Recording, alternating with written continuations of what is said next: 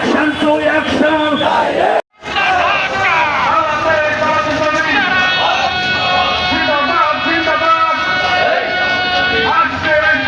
সমস্ত নীতিতে আমরা বিশ্বাসী।